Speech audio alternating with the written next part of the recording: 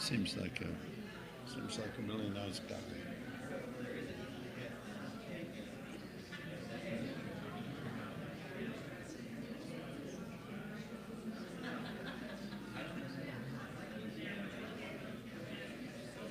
Very few young people there.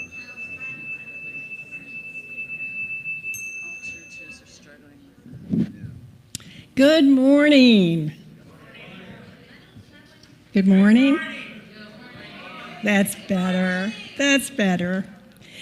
Welcome to Unity of Charlottesville on this beautiful fall day. I'm Peggy Ruth. I'll be your celebration assistant this morning, and I am here with the wise and wonderful Reverend Don Lansky. And with our multi-talented music director, Blair Jones. But we have special musical guests today, and I'm going to let Don tell you about our guest speaker and our musicians. We had a really fabulous concert last night with Kate MacLeod and Mind the Gap. This is Kate MacLeod, this is Paul Hammerton, and it's really a pleasure to have them here. Thank you. And I'll read you about Kate, that she defines Americana with her original music, fiddle instruments, creative renditions of traditional and popular music. Her songs are courageously honest and eclectic, and with her instrumental music can be both atmospheric and driven at the same time. Wow. And Paul is one of the members of Mind the Gap, so the two of them are part of that group, also Mind the Gap. And I also have with us this morning Reverend Alva Pope. Reverend Alva is a therapist who's affectionately called a griefologist by those familiar with her work. She's a professional social worker, ordained pastor in a non-denominational Christian church. She's an established clinician and provides outpatient therapy, psychosocial education, healing sessions, and professional development as part of her practice. So I'd like to welcome Reverend Alva Pope and also her husband.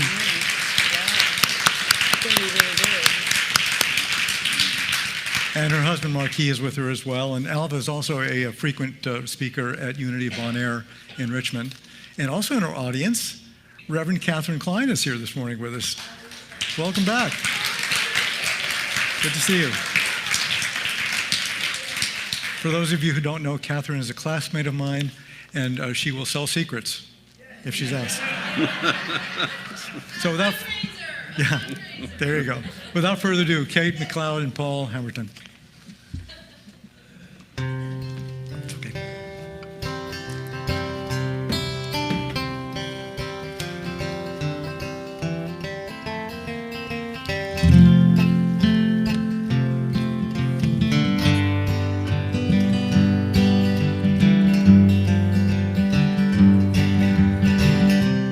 Road to heaven, where are you taking me today? The past is waning, and I'll wake to turn another page. I see the sunrise every morning through the glass. Some days are easy, some days they take all that I have. Am I ready? Love is shaking like a leaf. I'm going somewhere, I'll go anywhere. This road will lead me.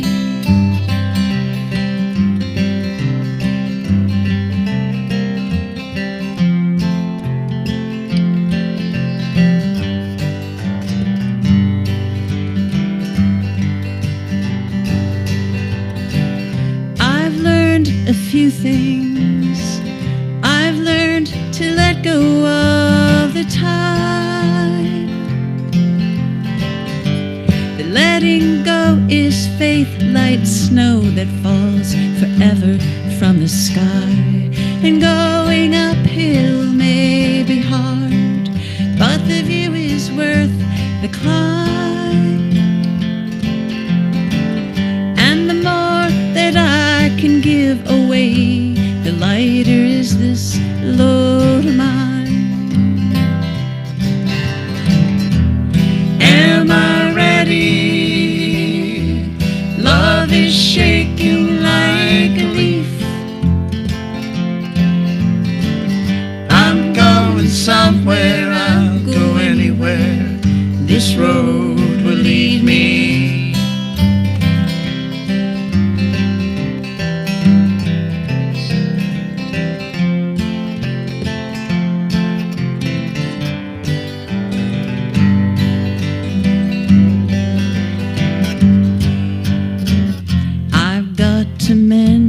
my coat and make it ready for the day.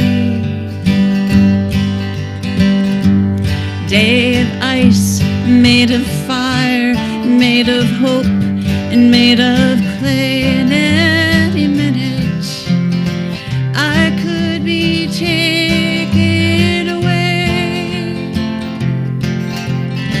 So I hope to see you, my friends, before the closing of the day.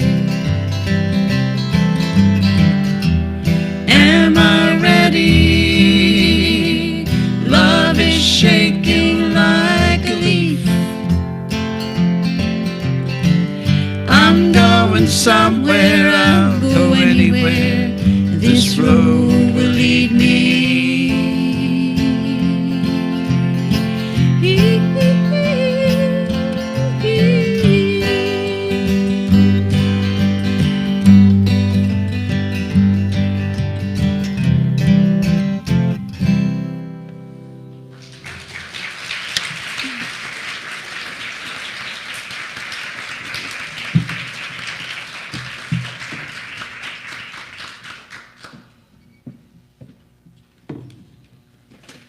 Well, welcome to Unity of Charlottesville. Unity welcomes people of all faiths, all religions, all cultures, all creeds, all race, all gender identity, all sexual orientation, all political parties.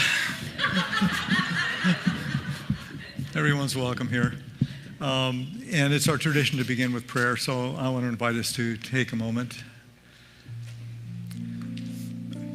I know this election still has people going. You know, half of us are very happy, half of us are really depressed. So in prayer, we just go with united mind, the one presence, one spirit in the universe, the one binding force, love, the harmonizing principle and power in the universe. And so we take this moment just to remember that. Much of what we'll be doing in these next coming time is to remember who we are, remember our center, remember love, that is our nature. And so as we behold the Christ in one another, as we behold the divinity, the divine with one another, we do what is ours to do. We move to light and love always. And we send forth love and light in this world, and particularly to areas that are facing natural disasters, or to the Middle East, Ukraine, those areas, the Sudan, any areas of conflict in the world. We send forth peace. And we pray in the name and after the nature of the indwelling Christ. And so it is. Amen.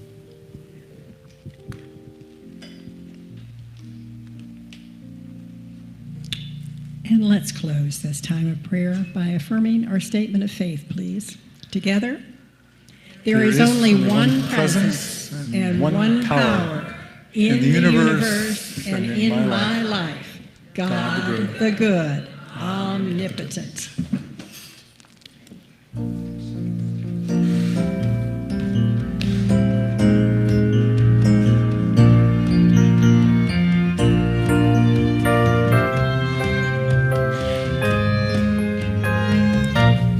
I'm in the right place at the right time.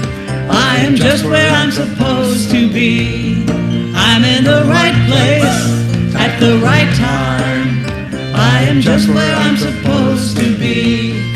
Oh, my soul is welcome here.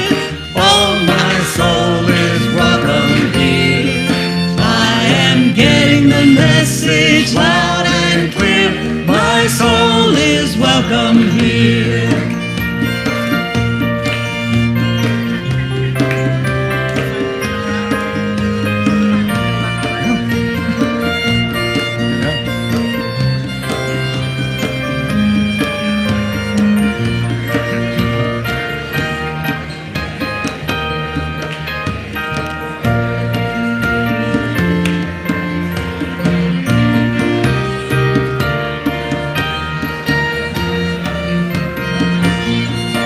I'm in the right place at the right time. I am just where I'm supposed to be. I'm in the right place at the right time. I am just where I'm supposed to be. Oh, my soul is welcome here. Oh, my soul is welcome here. Getting the message loud and clear. My soul, I am getting the message loud and clear. My soul is welcome here.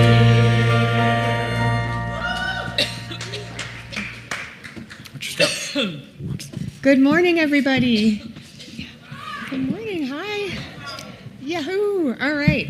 So we had an amazing planning meeting and cocoa and coffee hour with the Youth and Family Ministry volunteers and some of the children this morning. And we're very excited. We're planning to have a Youth and Family hosted Christmas tree in the lobby this year. Yay. And on December 1st, after service, we are inviting you all to join the Youth and Family Ministry in the downstairs fellowship hall during hospitality for a Rockin' Round the Christmas Tree themed party decorating ornaments for this tree. So December 1st, if you'd like to stay a little longer after service and help us decorate this tree and make ornaments, we would love to have you there. So December 1st, remember the day. And let's see. Oh, I didn't get a chance to talk to you guys since the Halloween party because we had the Taze service and I was out, but I wanted to thank everyone who helped with it. It was a really wonderful event. So it was just really great. A lot of members from the community came, new faces we hadn't seen before, and we had a new Youth and Family Ministry flyer that we distributed. It was just a lot of fun. So thank you guys if you were there, if you helped out. I really appreciate that. Today, Carol is here teaching the Unikids class. She's going to do a puppet show and an activity with them. And then the Uniteens are with me, and we will be downstairs. We have a new location for the Uniteens class so that we'll be alongside the Unikids and there to support each other. So let's join together, and then after the blessing, if you're here for a class, meet us in the back. Carol and I will be in the back and take you all down to the classrooms. All right, here we go. Children, Uniteens, YOUers, teachers, and parents, you are loved, special, and important. Thanks, Robin.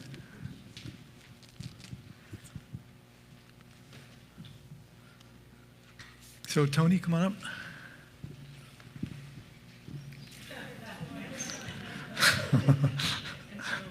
You get the basketball. You get the stuff. Oh. But first, I'm here to talk about the workday, I think. Yeah. After the hug meeting today, we're going to have the workday. There's 3 kind of teams.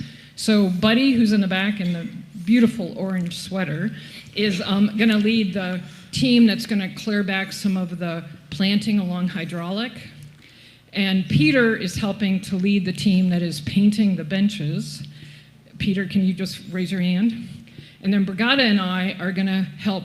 We're going to lead the teams that are working on the foundation planting. So after the hug meeting, we'll gather. One of the things that we wanted to make sure that people who stayed for the workday were not famished by 3 o'clock. So there's kind of lunch kind of food for you that will be in the large classroom so that you can go in and get some food so you're able to do a whole lot of work. We're bulking you up. Yes, yeah. So now I'm putting on a different hat. I'm putting on the toy lift hat. And as you know, we're for many years, Unity has supported Toy Lift with generous donations from everyone, and we're doing that again. Cindy Payne from our congregation leads that effort for the entire community, but Shirley isn't able to be here because of family things, but we are organizing the Toy Lift. So in the barrel in the back, There's a ton of toys already, so we're going to be collecting them until December 1st. And then on December 14th, we're going to be gathering to help the people at Toy Lift do the distribution. We could still use a couple more people, so come see me if that's something you might like to do. It'll be from 12:30 to 2 on December 14th. I think that's it. Do I have to give I'll this take back? my toys back. Forget this, it's fun to share. All Yeah. right.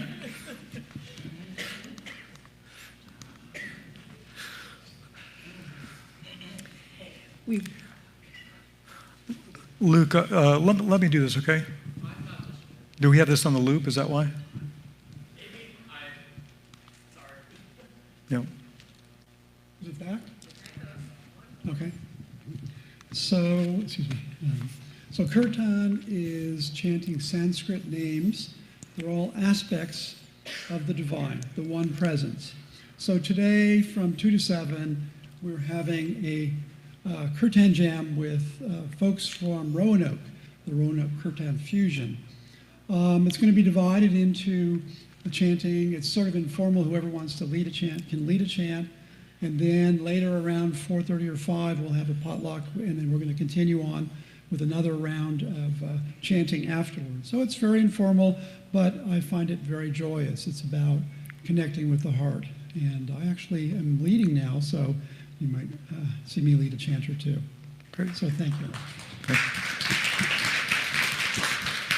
We have a new pastoral care team forming, and that's just to service and help people in our community. So we're having a meeting this coming Wednesday on Zoom at 7:15.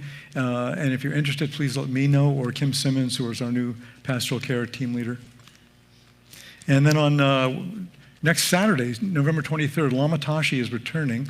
Lama Tashi was the former chant master to the Dalai Lama, and he'll be doing an all-day workshop on the Tibetan Book of Living and Dying. So if you're interested in that, their information is on our website as well. And our Thanksgiving potluck is coming up. Do you want to come up and tell us a little bit, Marge? There are sign-up sheets out in the narthex for helping and for what you want to bring. And I know Marge needs lots and lots of help. Good morning. Next week, Thanksgiving potluck. Okay, so those of you that have signed up, thank you. We have a setup team, cleanup team, food gatherer, and food sorter.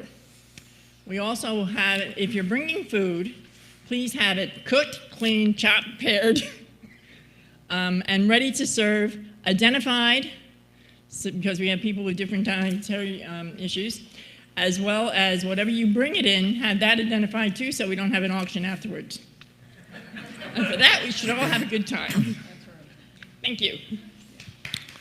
Thank you, guys. Wait, leave the microphone. There you go. Also next Sunday at the Thanksgiving service is our Unity Communion. And I have something in mind to do a little bit different for next Sunday, so I need readers. If you have fun reading stuff, come and see me at the back of the sanctuary after the service. Our service of remembrance is Wednesday, December 11th. If you would like to send in a digital photo with clearly marked of what the name, we will be able to honor that person or celebrate that person during this service. This is Christmas becomes and the holidays becomes sort of a bittersweet time of year for some of us who have lost people or whose loved ones can't be with us during the holidays. So this is a very special service that we do every year. So send your stuff into the church office. We have a lot going on over the holidays. The annual Christmas service will be on Sunday, December 22nd. And then we will have our usual Christmas Eve candle lighting service on Tuesday, the 24th. So, just a couple of days later. That service will be at 5:30 here in the sanctuary. It's one of the most lovely holiday services that we do. So if you haven't attended before, I encourage you to do so. Then we will have the Burning Bowl service coming up on the 29th. And following that on January 5th. The next Sunday will be the White Stones ceremony. So those are our many holiday services. We look forward to seeing all of you here for those. And every Wednesday, of course, we have our healing half hour. So you have something weighing heavily on your heart, or you just want to celebrate or pray something, we just meet from 6:30 to 7, and it's a very, very, very deep, profound time of silence and prayer. And now let's share our mission statement together. Unity of Charlottesville empowers everyone to express their unique divinity, making a positive difference in the world.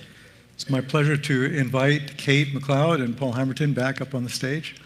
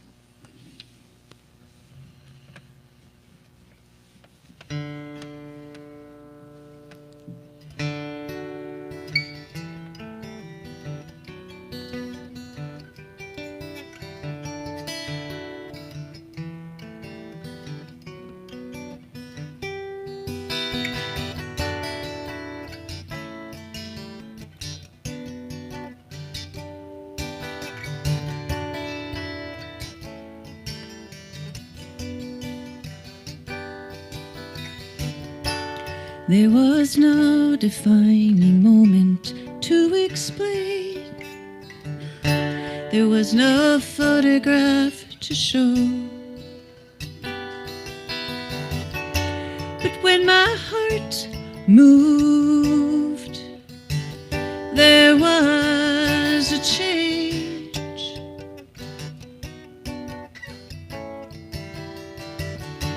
I don't know what the day will put us through. I don't know what the heart is made of, do you? But when my heart moved, there was a change.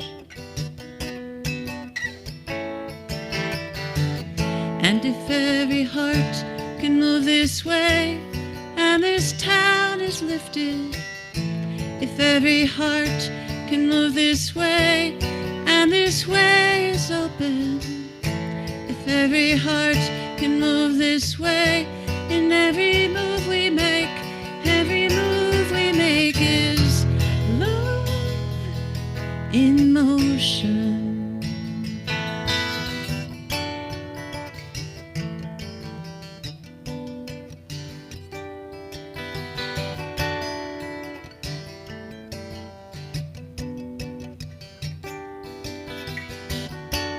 What will happen to my life now that I have rearranged? Will I feel more joy, more less? Will I be closer to who I want to be?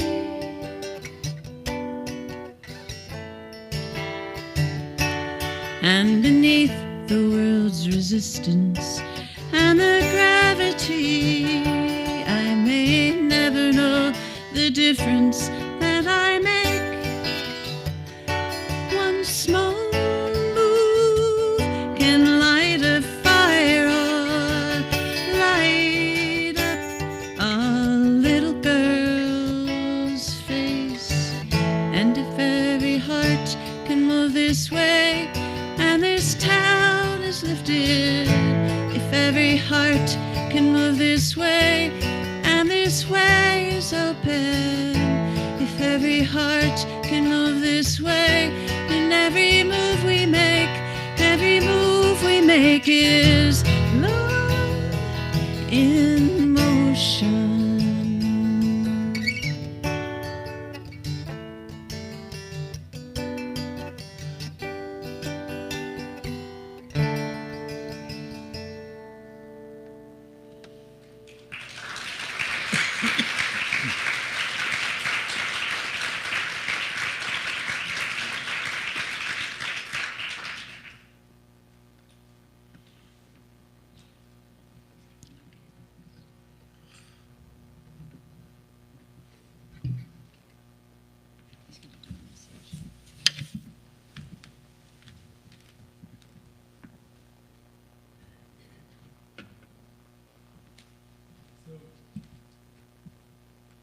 you so much. That's beautiful. Can we give a warm unity welcome to Reverend Alva Pope?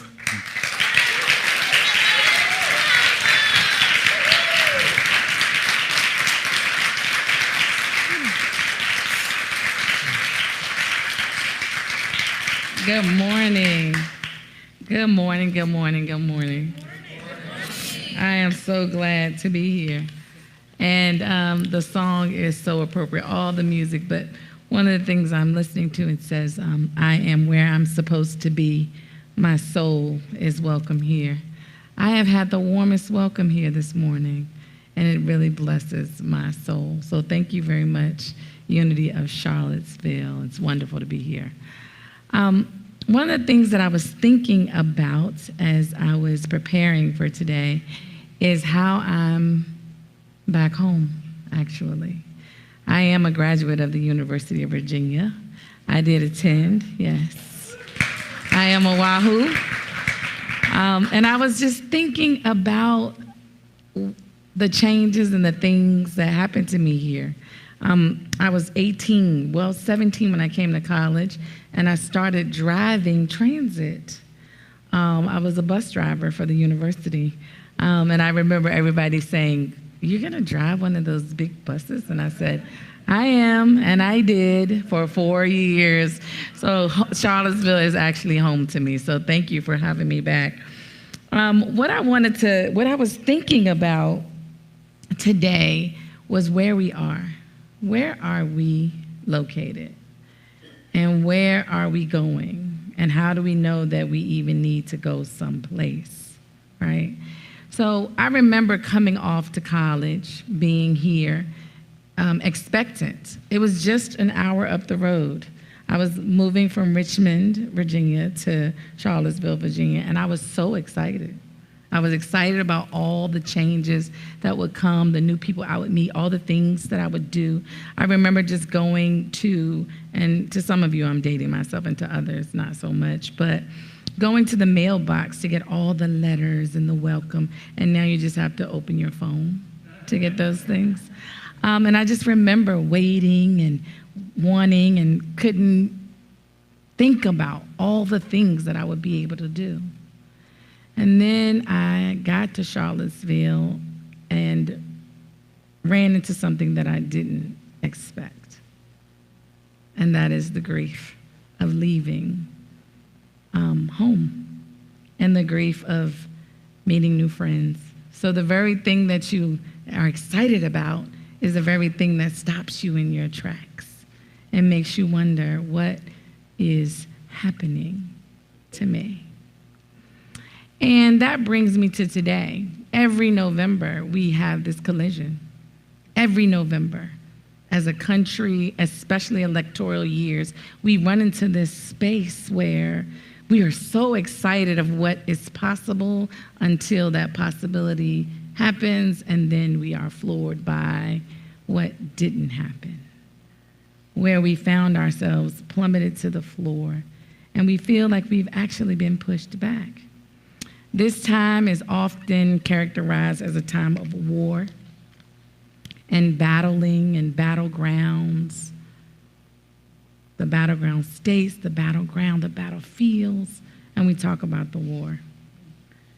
And we use words such as this that we don't know is very harmful to us. And here is a quote from a book called The Art of War. If you know the enemy and know yourself, you need not fear the result of 100 battles. If you know yourself but not the enemy, for every victory gained, you will also suffer a defeat. If you know neither the enemy nor yourself, you will succumb in every battle.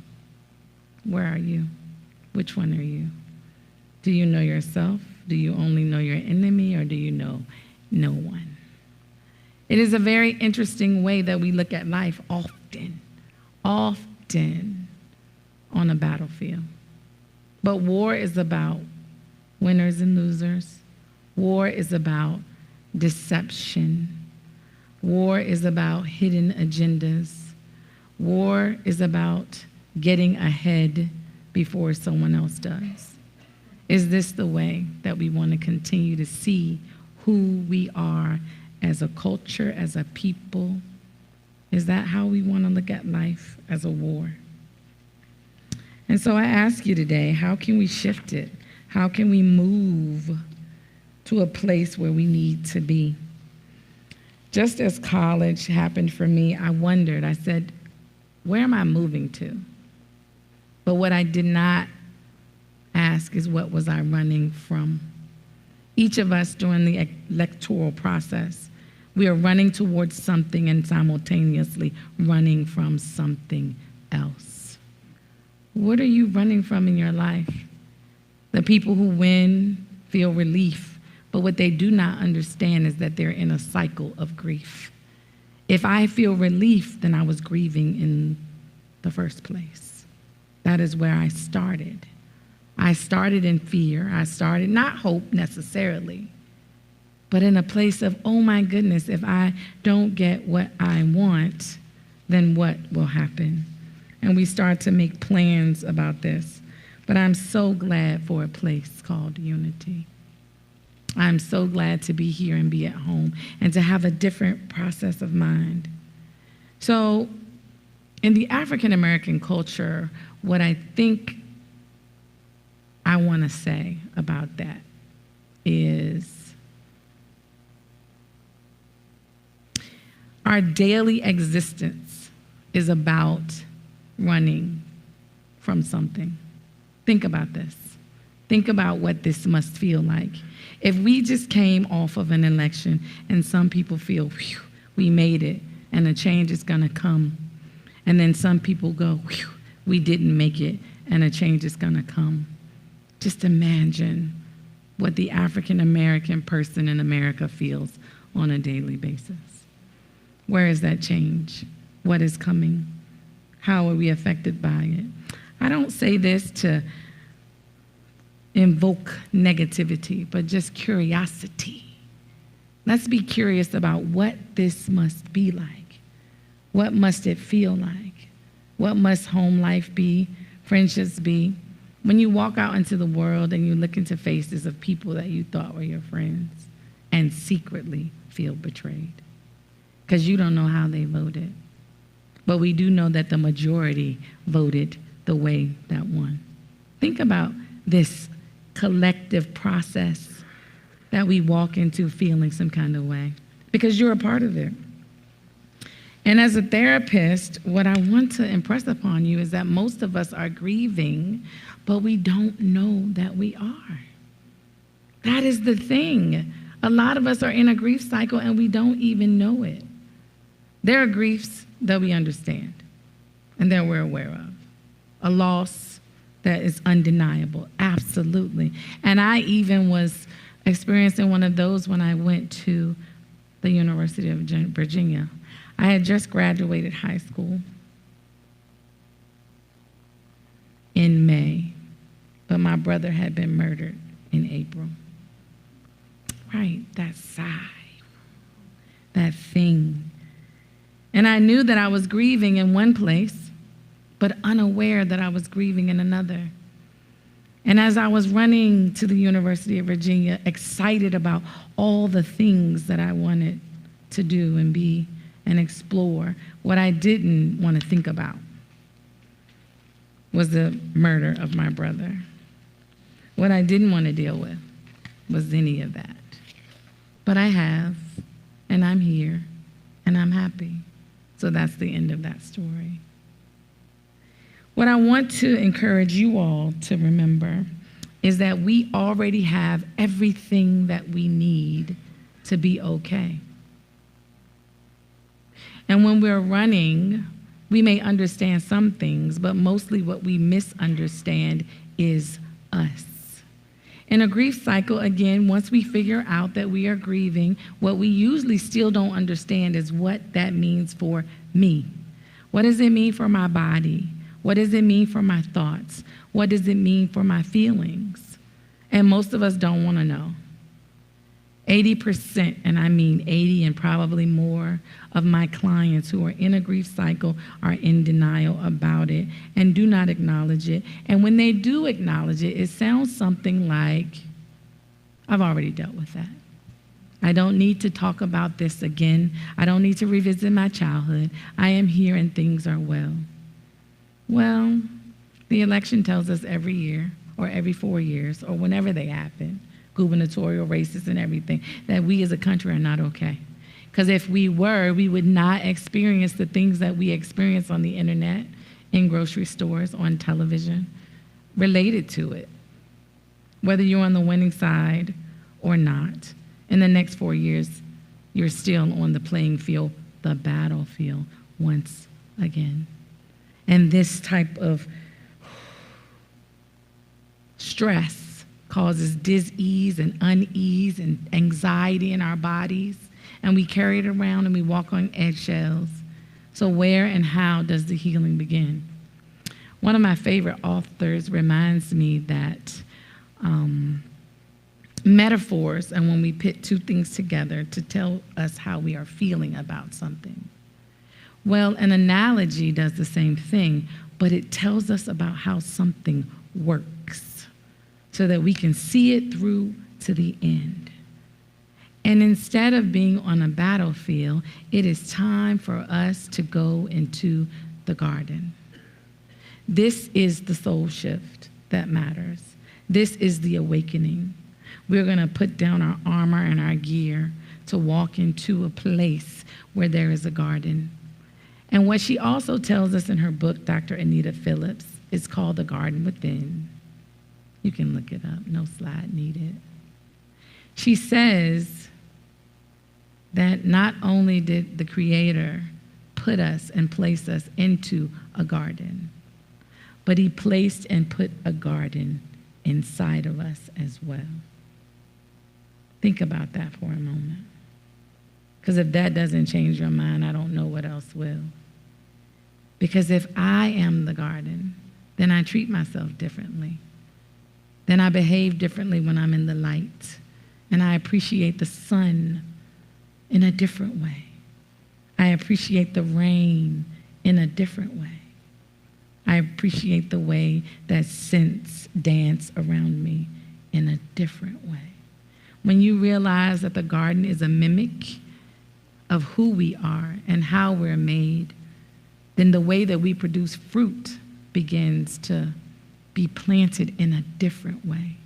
And then we cultivate ourselves differently. No longer is it a fight about how long the day or how short the night, how much rain, how much snow. We begin to understand these things. We begin to take cover. We begin to do what needs to be done in a different way.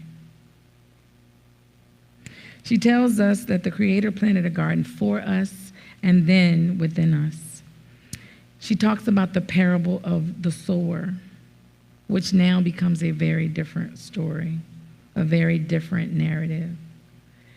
When we realize that the parable is not only describing something around us, but something within us, we should take pause and think about what that really means, especially after we've come off of the battlefield. On pages of 12 and 13 of her book, she reminds us that every element of the garden in biblical stories is accounted for. Every element.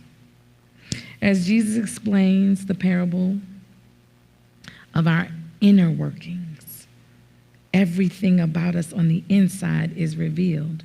He tells us that the seeds are words. Our behavior is fruit.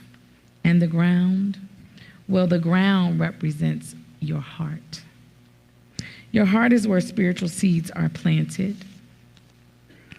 Your heart anchors the roots of the mind. Your heart fertilizes the fruit you produce. Your heart is the fruit of your life. Too often we revert back to the analogy of struggles and battles and fights and winners and losers, war and victory. But that period of who we are is coming to an end. I think we're all ready. I think we're all ready for it to end.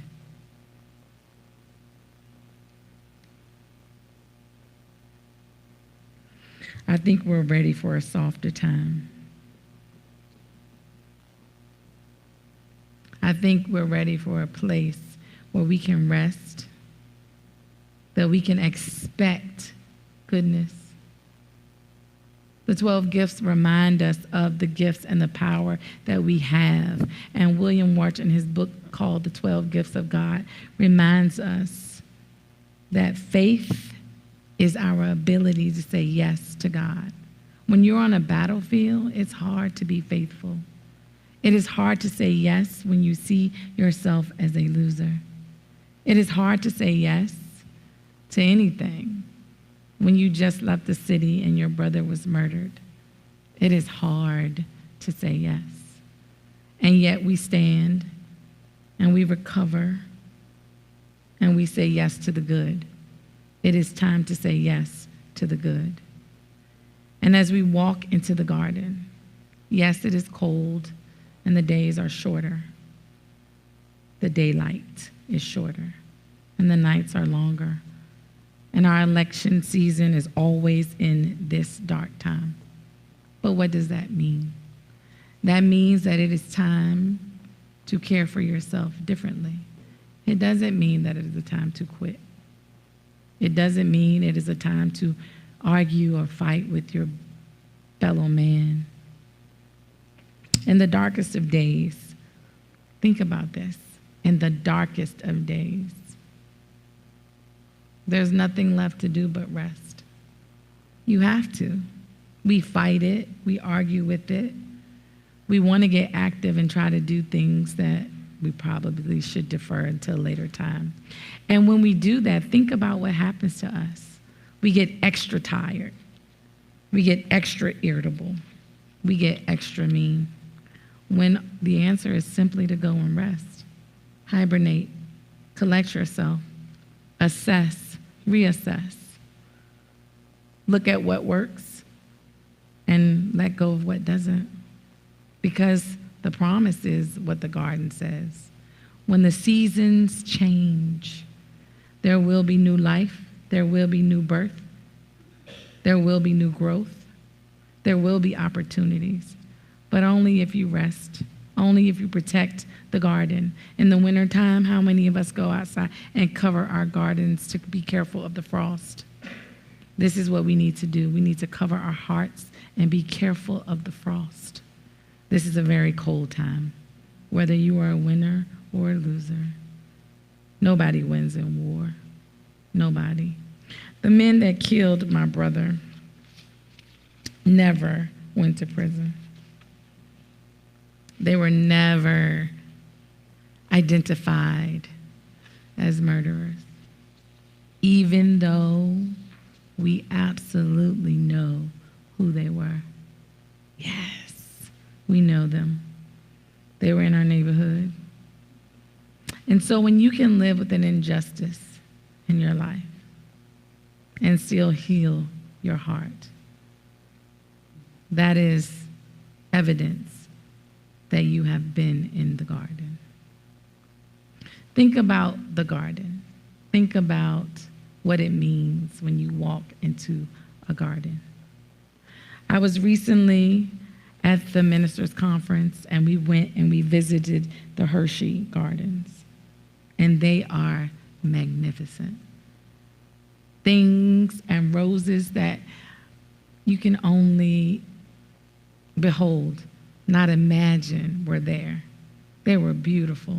They were. And I walked up to some of them, and I was smelling the roses, and I was looking at the names that they had fashioned for the roses. But let me tell you what I wasn't doing. I was not talking. I was not on my phone.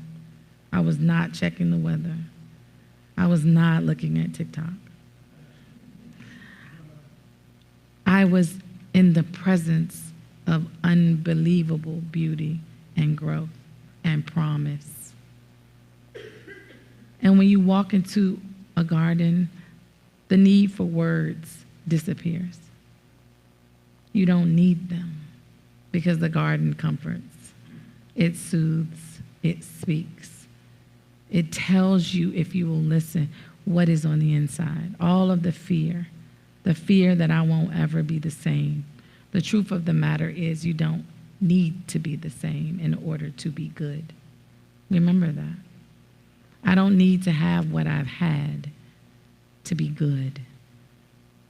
I can shed things that I don't need. I can acquire things that I do need. It does not have to be the same to be good. Oftentimes when we enter into a grief cycle, we only remember what is lost, what has been taken, what is no more, and we forget the promise of what is to come. We forget the promise of what we are and who we are. And I'll give it to you. It's difficult to remember the goodness when you are brokenhearted. It is, I promise, I know, I understand. The days after a death or a loss, silence is deafening. I don't know that it's helpful, or at least you don't see it that way initially. But as we rest in it, as you calm yourself, as you get your feet on the ground, you understand, I am exactly where I am supposed to be. Awakening to who I am and what I am and what I can be. Proverbs 4:23 says that as you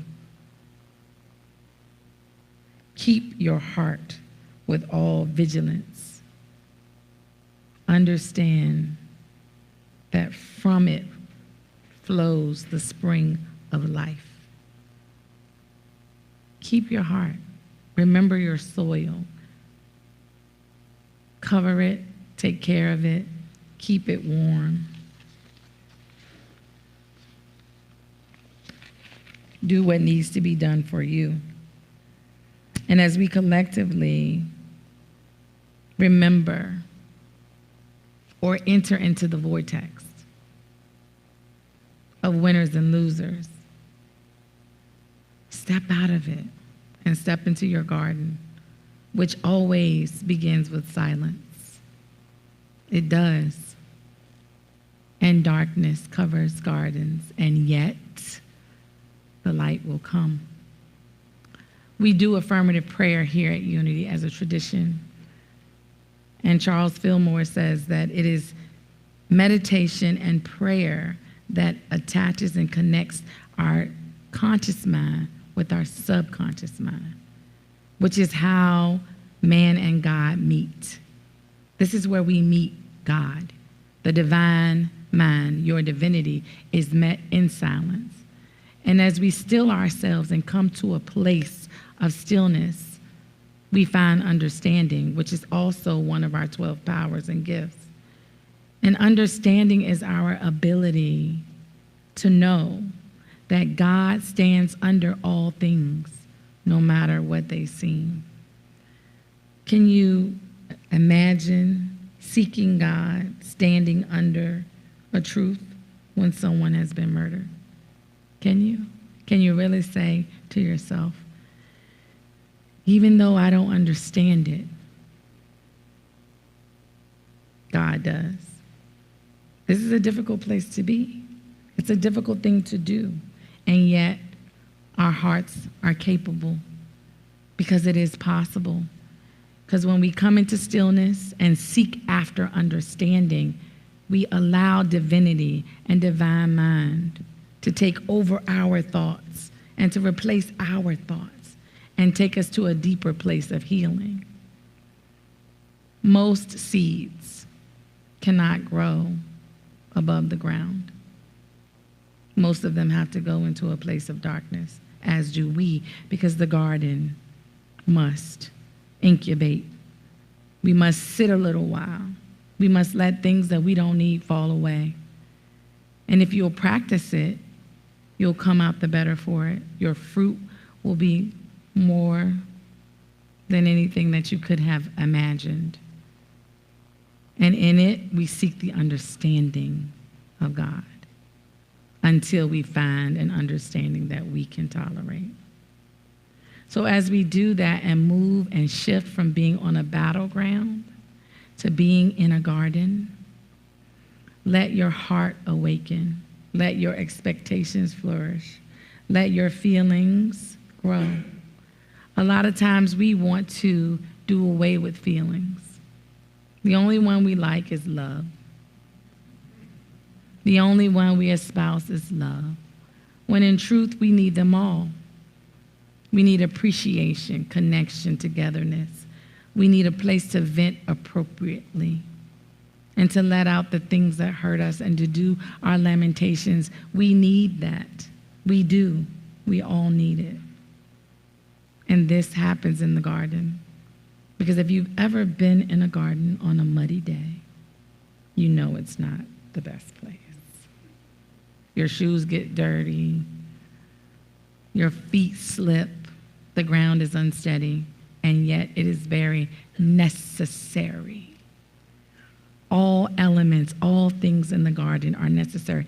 Everything that you are is a necessary part of who you will become.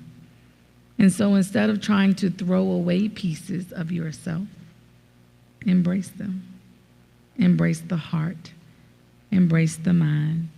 Embrace the body. Because all of these are useful for creation, for fruit, and for each other.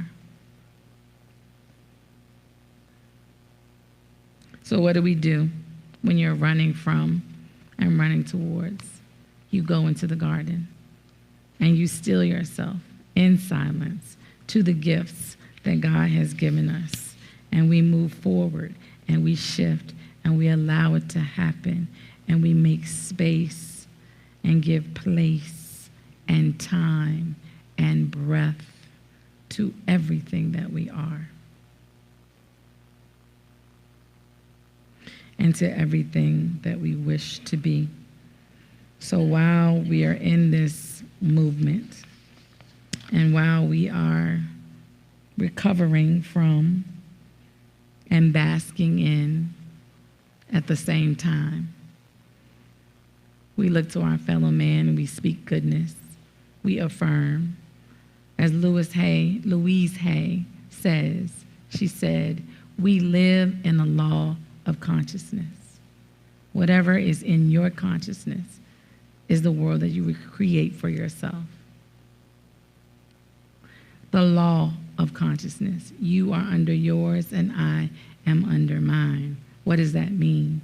It means that what I eat does not feed you or satisfy you. It is only what you eat and what you pursue and what you seek to understand that will begin to satisfy you. So as we affirm and move from the battleground to the garden, remember, as above is below.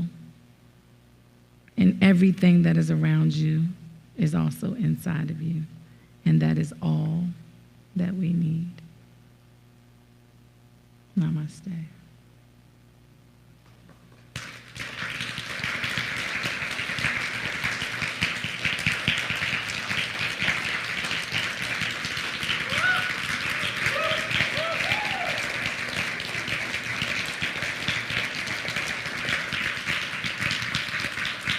Thank you. Are you gonna?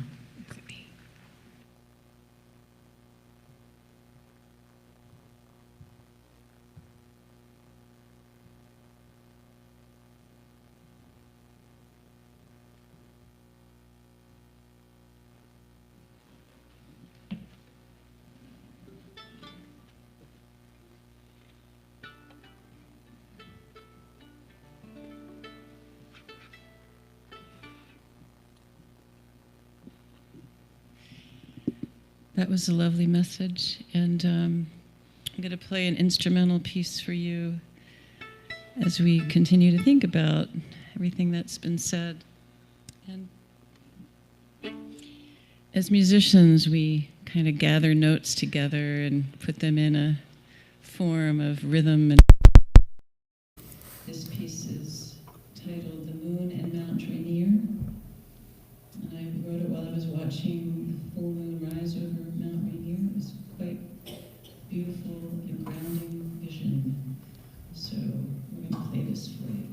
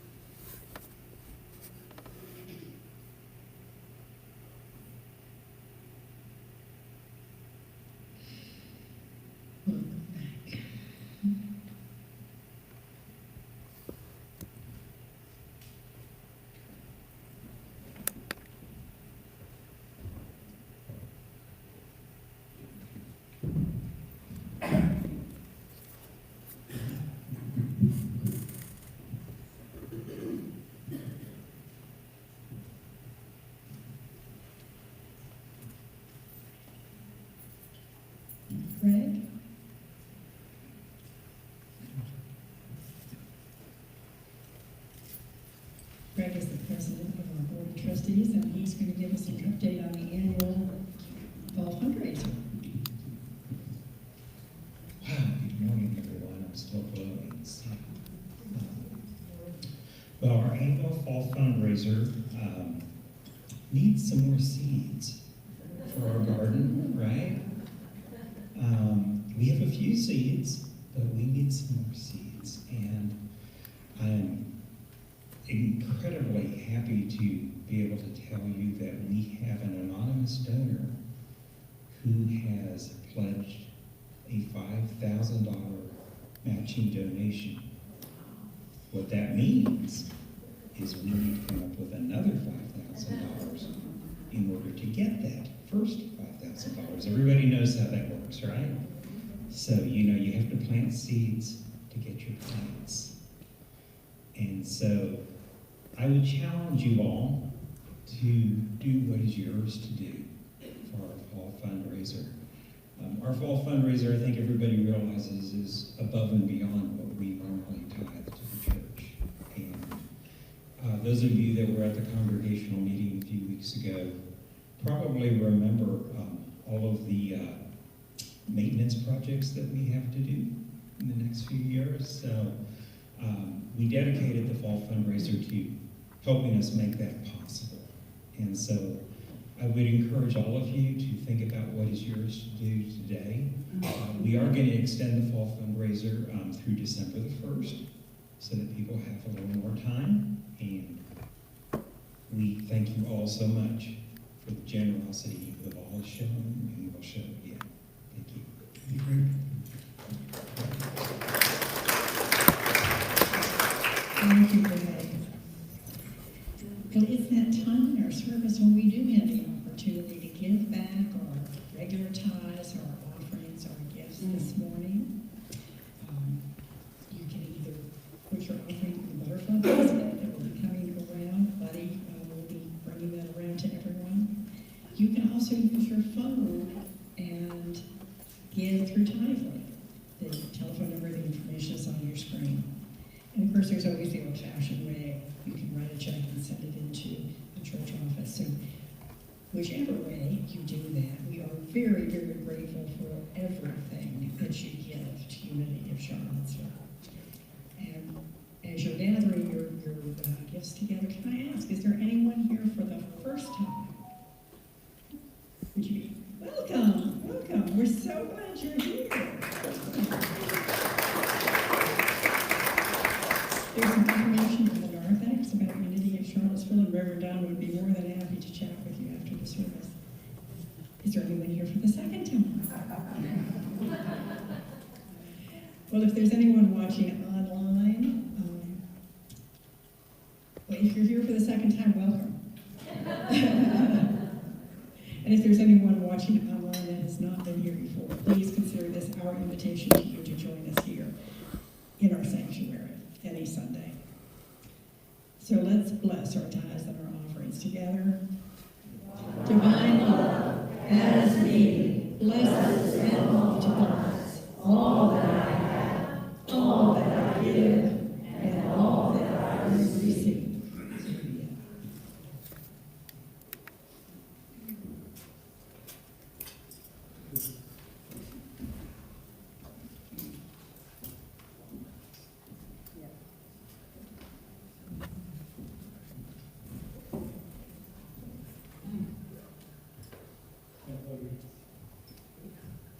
My pleasure to welcome back Kate and Tom and Paul. So. Thank you. Thank you. We're going to do one more song here.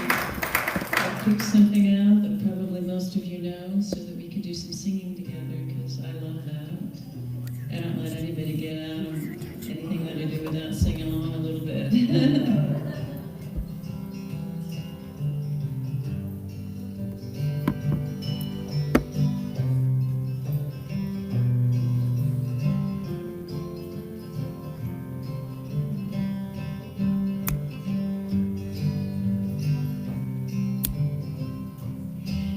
Got peace like a river, I got peace like a... I've got peace like a river in my soul. I've got peace like a river. I've got peace like a river. I've got peace like a river in my soul. I've got love like an ocean. I've got love like an ocean. I've got love like an ocean in my soul. I've got love like an ocean. I've got love like an ocean. I've got love like an ocean in my soul. La la la.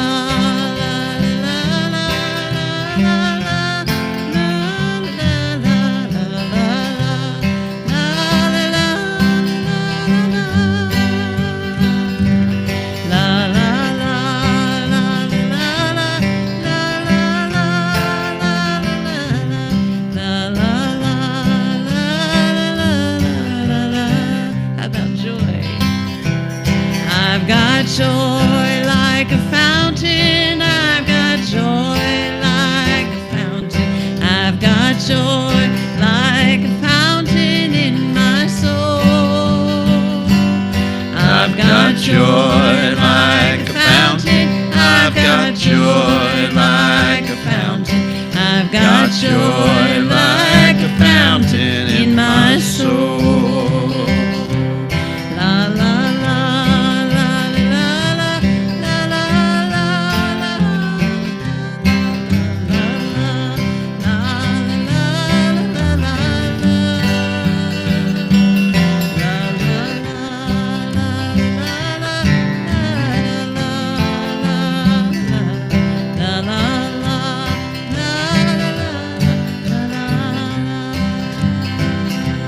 I've got peace like a river. I've got peace like a river. I've got peace like a river in my soul. I've got peace like a river. I've got peace like a river. I've got peace like a river in my soul.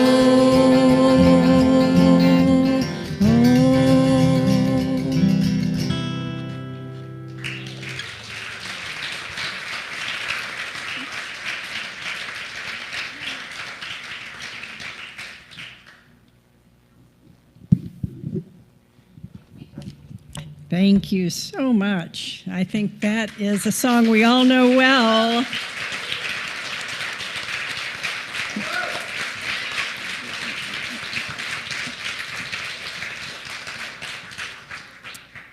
We wanted to remind you that we do have a pastoral care team here at Unity of Charlottesville.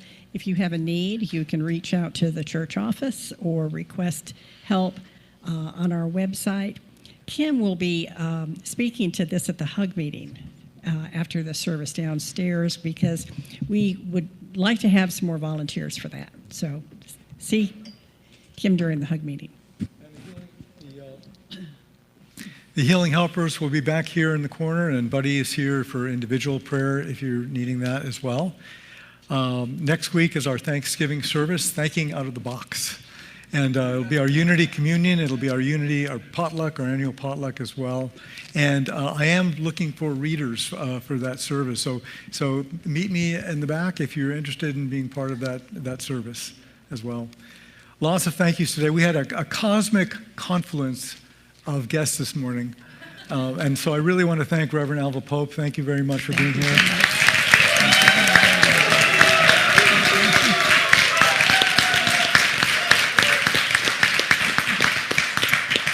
And I want to thank Kate MacLeod and Tom Hamilton for being here as well.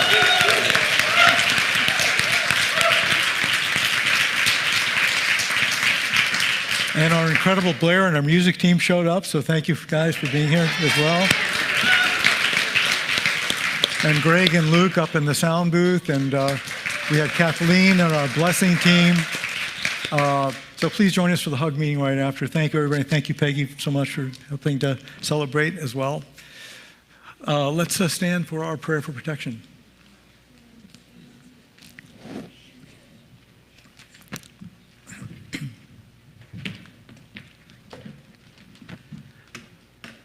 And Kate, I believe Kate has some merchandise in the lobby if you're interested in taking a look at that as well. So our prayer for protection. The light of God surrounds us. The love of God enfolds us. The power of God protects us. The presence of God watches over us. Wherever we are, God is. And wherever God is, all is well.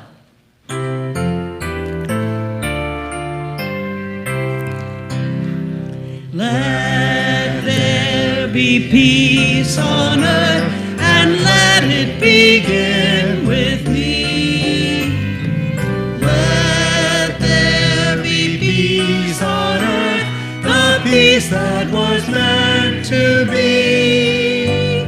With God as Creator, united all are we.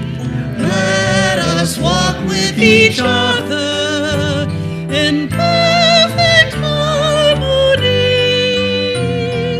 Let peace begin with me. Let this be the moment now.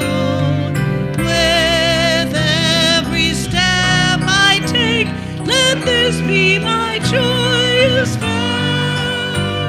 To take each moment and live each moment in peace eternally. Let there be peace on earth, and let it begin with me.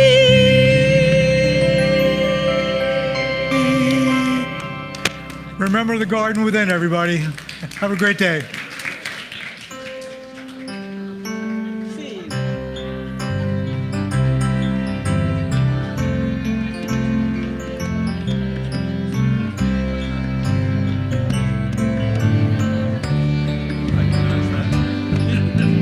Gave me my punchline.